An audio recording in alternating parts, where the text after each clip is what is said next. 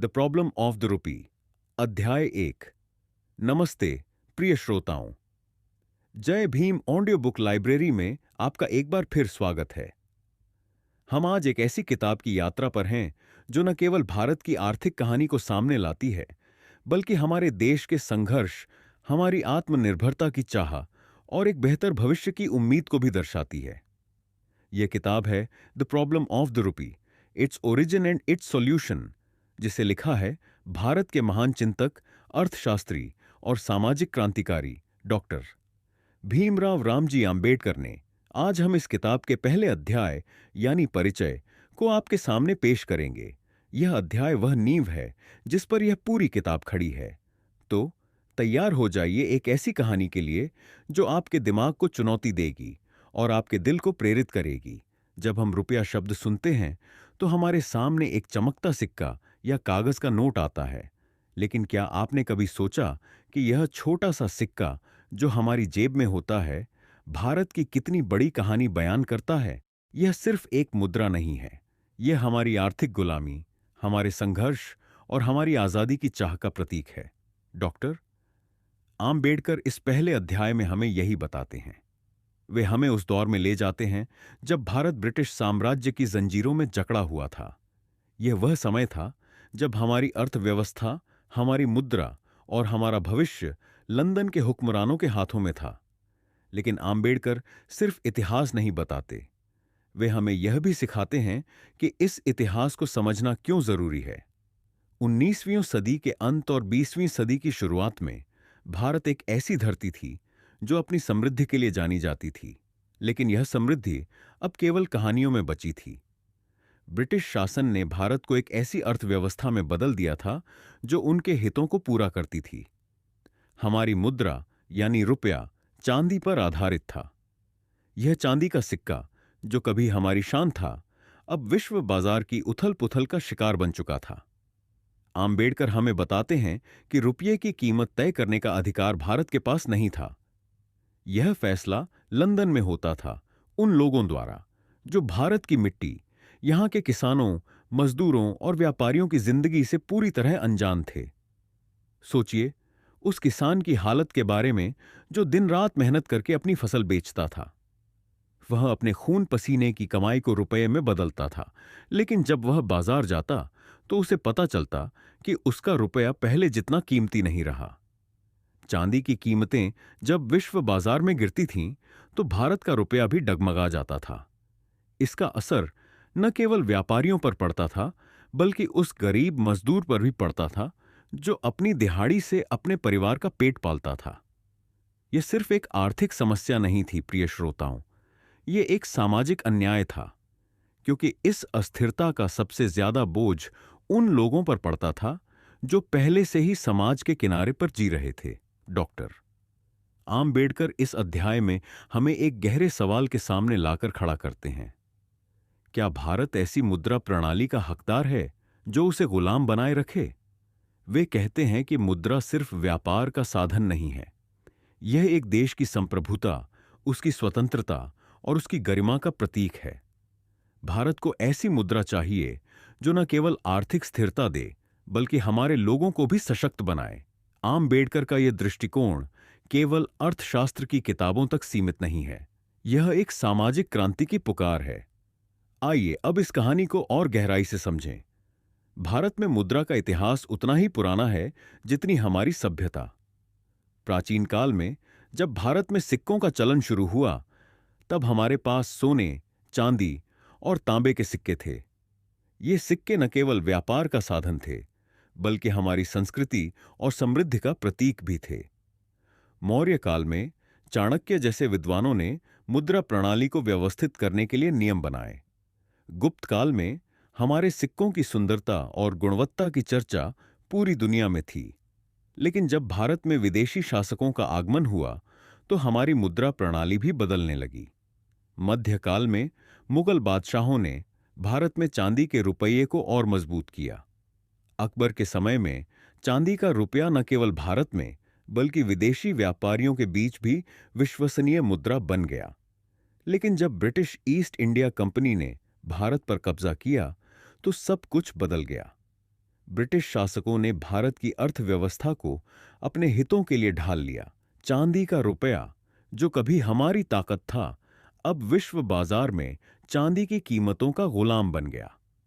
आम्बेडकर हमें बताते हैं कि यह कोई संयोग नहीं था, यह एक सोची समझी नीति थी जिसका मकसद भारत को आर्थिक रूप से कमजोर करना था। ब्रिटिश शासन के तहत भारत की मुद्रा प्रणाली को इस तरह डिजाइन किया गया था कि वह ब्रिटेन की अर्थव्यवस्था को लाभ पहुंचाए। जब विश्व बाजार में चांदी की कीमतें गिरती थीं, तो भारत का रुपया भी कमजोर हो जाता था। इसका मतलब था कि भारत को अपने निर्यात के लिए कम कीमत मिलती थी और आयात के लिए ज्यादा कीमत चुकानी पड़ती थी। इससे भारत का व्यापार घाटा बढ़ता गया। लेकिन सबसे बड़ा नुकसान उन लोगों को हुआ जो इस व्यवस्था को समझ भी नहीं पाते थे। वह किसान जो अपनी फसल बेचकर कुछ रुपये कमाता था, उसे यह नहीं पता था कि उसका रुपया क्यों कमजोर हो रहा है। वह मजदूर जो अपनी मेहनत से परिवार का पेट पालता था, उसे यह नहीं समझ आता था कि उसकी कमाई की कीमत क्यों घट रही है। आम्बेडकर इस अध्याय में एक महत्वपूर्ण बात कहते हैं। मुद्रा नीति केवल बैंकों और व्यापारियों की बात नहीं है। यह हर उस व्यक्ति की जिंदगी को प्रभावित करती है जो इस देश में रहता है। जब रुपया कमजोर होता है, तो सबसे ज्यादा नुकसान समाज के सबसे कमजोर वर्गों को होता है। आम्बेडकर का यह दृष्टिकोण हमें यह सोचने पर मजबूर करता है कि आर्थिक नीतियां केवल संख्याओं और आंकड़ों का खेल नहीं है। ये नीतियां हमारे समाज की संरचना को, हमारे लोगों की जिंदगी को और हमारे देश की गरिमा को प्रभावित करती हैं। इस अध्याय में आम्बेडकर हमें एक चुनौती देते हैं। वे कहते हैं कि हमें ऐसी मुद्रा प्रणाली की जरूरत है जो भारत के हितों को प्राथमिकता दे। हमें ऐसी नीतियां चाहिए जो हमारे लोगों को सशक्त बनाए, न कि उन्हें गुलामी की जंजीरों में जकड़े। यह सिर्फ रुपये की बात नहीं है, प्रिय श्रोताओं। यह भारत की स्वतंत्रता की बात है। यह हमारे आत्मसम्मान की बात है। यह उस सपने की बात है जो डॉ आम्बेडकर ने देखा था, एक ऐसा भारत जो आर्थिक, सामाजिक और राजनीतिक रूप से स्वतंत्र हो। इस अध्याय के अंत में आम्बेडकर हमें अपनी पुस्तक का उद्देश्य बताते हैं। वे कहते हैं कि यह किताब केवल रुपये की समस्या को समझने के लिए नहीं है। यह किताब उन समाधानों को खोजने के लिए है जो भारत को एक मजबूत और आत्मनिर्भर राष्ट्र बना सकें। यह किताब एक आह्वान है, एक आह्वान जो हमें बताता है कि हमें अपने देश के भविष्य को अपने हाथों में लेना होगा। प्रिय श्रोताओं, जय भीम ऑडियो बुक लाइब्रेरी में आपका स्वागत है।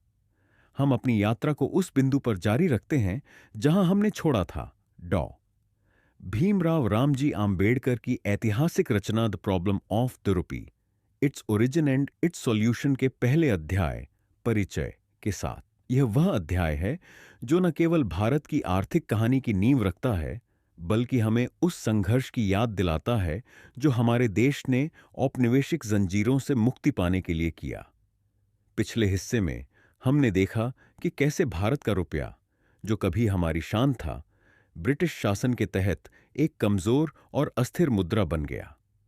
हमने जाना कि यह अस्थिरता केवल संख्याओं का खेल नहीं थी, बल्कि यह भारत के किसानों, मजदूरों और आम लोगों की जिंदगी को प्रभावित करती थी। अब आइए इस कहानी को और गहराई में ले जाएं। आइए समझें कि रुपये की यह समस्या कैसे शुरू हुई और क्यों डॉक्टर आम्बेडकर ने इसे न केवल एक आर्थिक बल्कि एक सामाजिक और राजनीतिक मुद्दा माना। भारत की मुद्रा एक प्राचीन विरासत। जब हम भारत की मुद्रा की बात करते हैं तो हमारी कहानी उस समय से शुरू होती है जब भारत विश्व की सबसे समृद्ध सभ्यताओं में से एक था। प्राचीन भारत में सिक्कों का चलन उस समय शुरू हुआ जब विश्व के कई हिस्सों में लोग अब भी वस्तु विनिमय प्रणाली पर निर्भर थे। मौर्य काल में चाणक्य जैसे महान विचारकों ने भारत की अर्थव्यवस्था को व्यवस्थित करने के लिए सिक्कों का उपयोग शुरू किया। ये सिक्के, जो सोने, चांदी और तांबे के बने होते थे, न केवल व्यापार का साधन थे, बल्कि भारत की कला, संस्कृति और समृद्धि का प्रतीक भी थे। गुप्त काल में हमारे सिक्कों की सुंदरता और शुद्धता की चर्चा दूर दूर तक फैली थी। विदेशी यात्री जैसे फाहियान और हुएनसांग भारत की इस समृद्धि को देखकर चकित रह गए थे। लेकिन यह सिर्फ सिक्कों की बात नहीं थी प्रिय श्रोताओं। ये सिक्के भारत की आर्थिक स्वतंत्रता का प्रतीक थे। मौर्य और गुप्त शासकों ने अपनी मुद्रा को इस तरह डिजाइन किया था कि वह स्थानीय और अंतर्राष्ट्रीय व्यापार को बढ़ावा दे। ये सिक्के भारत की संप्रभुता को दर्शाते थे। लेकिन जैसे जैसे समय बीता, भारत पर विदेशी शासकों का प्रभाव बढ़ने लगा। मध्यकाल में मुगल बादशाहों ने भारत की मुद्रा प्रणाली को और मजबूत किया।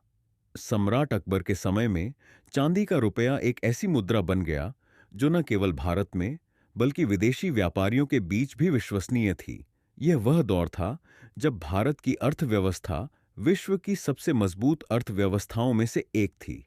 लेकिन फिर आया 17वीं सदी का वह दौर जब ब्रिटिश ईस्ट इंडिया कंपनी ने भारत की धरती पर अपने पांव जमाने शुरू किए। शुरू में वे व्यापारी के रूप में आए, लेकिन धीरे धीरे उन्होंने भारत की सत्ता पर कब्जा कर लिया और इसके साथ ही हमारी मुद्रा प्रणाली भी बदलने लगी। चांदी का रुपया, जो कभी भारत की ताकत का प्रतीक था, अब ब्रिटिश नीतियों का गुलाम बन गया। आम्बेडकर हमें इस अध्याय में बताते हैं कि यह कोई संयोग नहीं था। यह एक सोची समझी रणनीति थी। ब्रिटिश शासकों ने भारत की अर्थव्यवस्था को इस तरह ढाला कि वह उनकी जरूरतों को पूरा करे। और इस रणनीति का सबसे बड़ा हथियार था हमारा रुपया। ब्रिटिश नीतियों और रुपये की अस्थिरता 19वीं सदी के अंत तक भारत की मुद्रा प्रणाली पूरी तरह से ब्रिटिश नियंत्रण में थी। हमारा रुपया चांदी पर आधारित था और इसकी कीमत विश्व बाजार में चांदी की कीमतों पर निर्भर करती थी। लेकिन यहां एक समस्या थी। विश्व बाजार में चांदी की कीमतें स्थिर नहीं थीं। जब चांदी की कीमतें गिरती थीं, तो रुपये का मूल्य भी कम हो जाता था। इसका मतलब था कि भारत को अपने निर्यात के लिए कम कीमत मिलती थी और आयात के लिए ज्यादा कीमत चुकानी पड़ती थी। इससे भारत का व्यापार घाटा बढ़ता गया और हमारी अर्थव्यवस्था कमजोर होती गई। लेकिन यह सिर्फ आर्थिक नुकसान की बात नहीं थी प्रिय श्रोताओं। इस अस्थिरता का सबसे बड़ा प्रभाव उन लोगों पर पड़ता था जो इस व्यवस्था को समझ भी नहीं पाते थे। वह किसान जो अपनी फसल बेचकर कुछ रुपये कमाता था, उसे यह नहीं पता था कि उसका रुपया क्यों कमजोर हो रहा है। वह मजदूर जो अपनी दिहाड़ी से अपने परिवार का पेट पालता था, उसे यह नहीं समझ आता था कि उसकी कमाई की कीमत क्यों घट रही है। यह एक ऐसी व्यवस्था थी जो भारत के आम लोगों को और गरीब बनाती थी, जबकि ब्रिटिश साम्राज्य इससे मुनाफा कमा रहा था। डॉक्टर आम्बेडकर इस अध्याय में एक महत्वपूर्ण सवाल उठाते हैं। क्या यह उचित है कि भारत की मुद्रा की कीमत लंदन में बैठे लोग तय करें? क्या यह सही है कि हमारी अर्थव्यवस्था विश्व बाजार की उथल पुथल पर निर्भर करे? आम्बेडकर का जवाब स्पष्ट है, नहीं।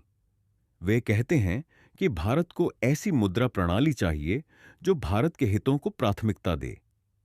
हमें ऐसी नीतियां चाहिए जो हमारे लोगों को सशक्त बनाए, न कि उन्हें गुलामी की जंजीरों में जकड़े। मुद्रा और सामाजिक न्याय आम्बेडकर का यह दृष्टिकोण इस किताब को सिर्फ एक आर्थिक ग्रंथ से कहीं अधिक बनाता है। वे हमें बताते हैं कि मुद्रा नीति केवल बैंकों और व्यापारियों की बात नहीं है।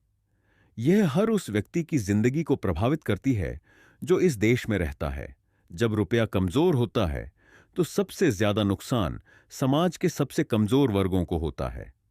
वह दलित, वह मजदूर, वह छोटा किसान जो पहले से ही सामाजिक और आर्थिक अन्याय का शिकार है, इस अस्थिरता की सबसे बड़ी कीमत चुकाता है। सोचिए उस गरीब परिवार के बारे में जो अपनी छोटी सी कमाई से अनाज खरीदता था। जब रुपये का मूल्य गिरता था, तो अनाज की कीमतें बढ़ जाती थीं। उस परिवार के लिए यह सिर्फ एक आर्थिक आंकड़ा नहीं था, यह भूख का सवाल था, यह जिंदगी और मौत का सवाल था। आम्बेडकर इस अध्याय में बार बार इस बात पर जोर देते हैं कि आर्थिक नीतियां केवल संख्याओं का खेल नहीं हैं। ये नीतियां हमारे समाज की संरचना को, हमारे लोगों की जिंदगी को और हमारे देश की गरिमा को प्रभावित करती हैं। इसलिए आम्बेडकर हमें एक चुनौती देते हैं। वे कहते हैं कि हमें ऐसी मुद्रा प्रणाली की जरूरत है जो भारत के हितों को प्राथमिकता दे। हमें ऐसी नीतियां चाहिए जो हमारे लोगों को सशक्त बनाए, न कि उन्हें गुलामी की जंजीरों में जकड़ें। यह सिर्फ रुपये की बात नहीं है, प्रिय श्रोताओं। यह भारत की स्वतंत्रता की बात है। यह हमारे आत्मसम्मान की बात है। यह उस सपने की बात है जो डॉ आम्बेडकर ने देखा था, एक ऐसा भारत जो आर्थिक, सामाजिक और राजनीतिक रूप से स्वतंत्र हो। पुस्तक का उद्देश्य और आगे की राह, इस अध्याय के अंत में आम्बेडकर हमें अपनी पुस्तक का उद्देश्य बताते हैं। वे कहते हैं कि यह किताब केवल रुपये की समस्या को समझने के लिए नहीं है। यह किताब उन समाधानों को खोजने के लिए है जो भारत को एक मजबूत और आत्मनिर्भर राष्ट्र बना सकें। यह किताब एक आह्वान है, एक आह्वान जो हमें बताता है कि हमें अपने देश के भविष्य को अपने हाथों में लेना होगा।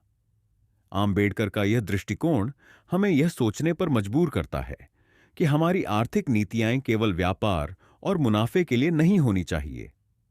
उन्हें हमारे लोगों की भलाई, हमारे समाज की प्रगति और हमारे देश की गरिमा के लिए काम करना चाहिए।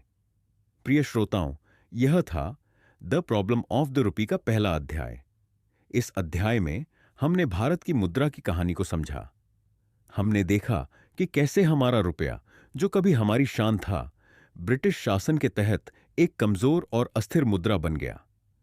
हमने जाना कि यह अस्थिरता केवल एक आर्थिक समस्या नहीं थी, यह एक सामाजिक और राजनीतिक अन्याय था। और सबसे महत्वपूर्ण, हमने सीखा कि डॉ आम्बेडकर इस समस्या को केवल एक अर्थशास्त्री की नजर से नहीं देखते, वे इसे एक सामाजिक क्रांतिकारी की नजर से देखते हैं। वे हमें यह सिखाते हैं कि आर्थिक स्वतंत्रता के बिना सामाजिक न्याय संभव नहीं है। तो क्या आप तैयार हैं इस यात्रा को और आगे बढ़ाने के लिए? अगले अध्याय में हम रुपये की कहानी को और गहराई में ले जाएंगे। हम देखेंगे कि कैसे चांदी का मानक भारत की अर्थव्यवस्था को प्रभावित करता था और क्यों आम्बेडकर ने इसे एक बड़ी समस्या माना। तो हमारे साथ बने रहिए जय भीम ऑडियो बुक लाइब्रेरी पर और इस क्रांतिकारी किताब की कहानी को और आगे बढ़ाइए। जय भीम।